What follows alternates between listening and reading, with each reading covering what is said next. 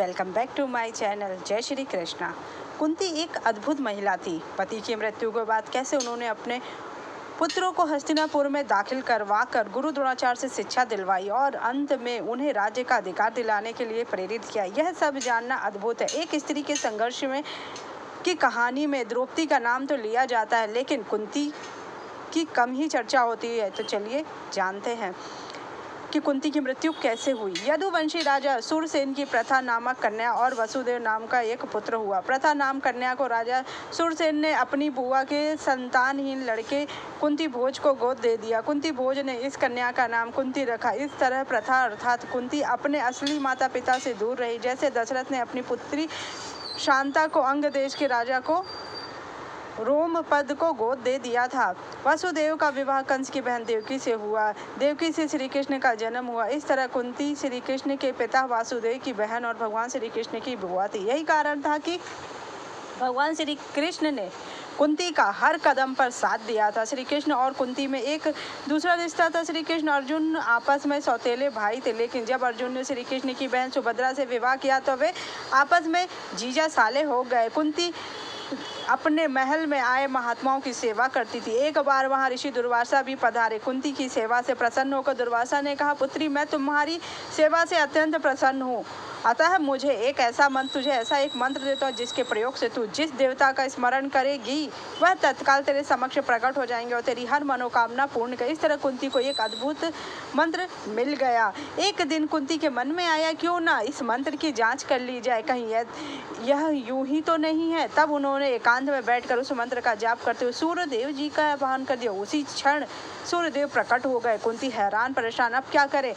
तब कुंती ने सूर्यदेव से एक पुत्र की कामना कर दी। जब कुंती को गर्भवती हो गई तब लज्जावश यह बात वह किसी से नहीं कह सकी और उसने यह छिपा कर रखा। समय आने पर उसके गर्भ से कवच कुंडल धारण किए हुए एक पुत्र उत्पन्न हुआ। कुंती ने उसे एक मंजूषा में रख कर रात्रि में गंगा में बहा दिया। वह बालक गंगा में बहता हुआ एक किनारे में जा गया।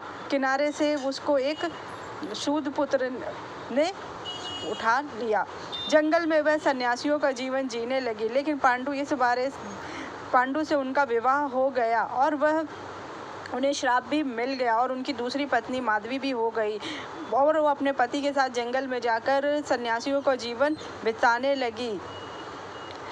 जंगल में वह सन्यासियों का जीवन बिताई। अंत में कुंती माद्री को भी से मंत्र जाप करके अपने 5 पुत्रों की प्राप्ति करती है। एक दिन राजा पांडु माद्री के साथ वन में सरिता के तट पर भ्रमण कर रहे थे। वातावरण अत्यंत रमणीक था और शीतल मंद सुगंधित वायु बह रही थी।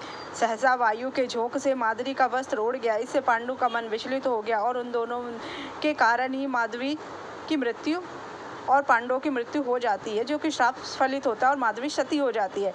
अपने पति की मृत्यु के बाद कुंती ने मायके की सुरक्षित जगह पर जाने के बजाय वह अपने पुत्रों को लेकर वहां हस्तिनापुर राजमहल में कुंती का सामना गांधारी, शकुनी और दुर्योधन से। उन्होंने उसके समक्ष कई चुनौतियां खड़ी की। कुंती वासुदेव जी की बहन थी और श्री कृष्ण की बुआ थी, तो गांधार नरेश की पुत्री और राजा धृतराष्ट्र की पत्नी थी। कुंती और गांधारी में अपने अपने पुत्रों को राज्य का अधिकार दिलाने की अप्रत्यक्ष जंग शुरू हो गई थी। शकुनी और दुर्योधन ने मिलकर पांडवों को मारने के लिए कई षड्यंत्र किए।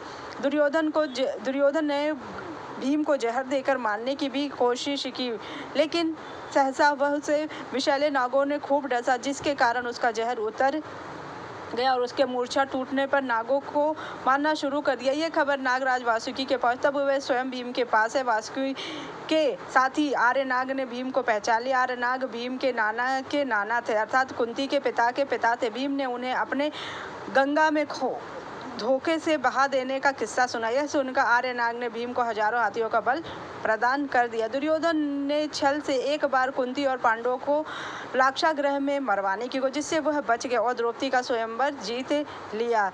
पांडव और कौरवों के बीच जुआ खेला गया। जब उन्हें 12 वर्ष का वनवास एक बार का, तो कुंती ने भी उसके लिए वो घर छोड़ दिया और वह विदुर के साथ रहने लगी। अच्छे बताया, कर्ण नहीं माना तो उसने कहा कि तुम्हारे 5 पुत्र जीवित रहेंगे। के 15 साल बाद कुंती चली जाती है जंगल में गांधारी और उसके साथ करीब 3 साल तक गंगा किनारे वन में एक छोटी सी कुटिया में रहती है। उसके बाद वह एक बार वो लोग बहुत बूढ़े हो जाते हैं और जंगल में आग लग जाती है, जिसकी वजह से गांधारी, कुंती और संजय को कुटिया छोड़नी पड़ती है। वह सभी धृतराष्ट्र के पास आते हैं। वे देखते हैं कहीं उन्हें कोई खतरा तो नहीं। संजय उन सभी को जंगल से चलने के लिए कहते, क्योंकि उनका पूरा जंगल आग से जल चुका था। ये खड़े रहते हैं। उस प्रकार उनकी मृत्यु। युधिष्ठिर को इनके बारे में पता चलता तो उनका पिंडदान किया। अगर आपको मेरी जानकारी अच्छी लगी उसके लिए थैंक यू।